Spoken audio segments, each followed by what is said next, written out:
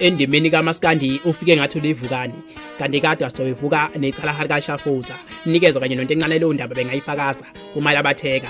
Endimeni kaMaskandi ke ufike ngathi ulivukani kanti kade wasoyivuka necala kaShafuza simbonile emva kokuhamba icala kaShafuza uyikhombisile ukuthi yena uphekiwe uphekwe engqele. Ngithi cala hamba kaShafuza ke ulale ngokuthula lapho khona umoya wakhe ulale ngokuthula nangoxolo. Ngithi ke wena uphekile ibhodo wasiphakela siyisizwe namhlanje sesehlisa ngokutshala benjinga. Endimeni kaMaskandi ke ufike ngathi ulivukani kanti kade wasoyivuka necala kaShafuza kumali abatheka simbonile. Ngithi into encane ke kanye no nikezwe lo ndaba bengayifakaza.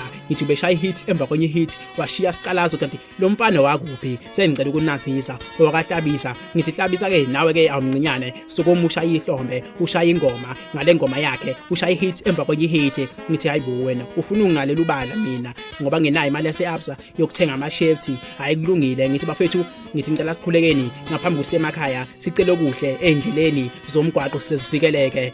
Ngithi ke hayibo nanku ngehla ngenyuka emzini womuntu mina ngalala kwenzakalani indoda ikhona la ilokhu ihleze esilungini ayifuni ukubuya emakhaya. Ngithi ke eminyakeni edlule sembonile ihamba noquality umfo kabiyela sadideka ukuthi kahle ubani lona kanti usasozisela nama-hit emva kwenye hit. Ngithi endimeni kaMaskandi ke ufike ngathi ulivukani kanti kade wasoyivuka necala kaShafuza sembonile kumali abatheka. Ngithi into encane ke nomnikezo lo ndaba engayifakaza.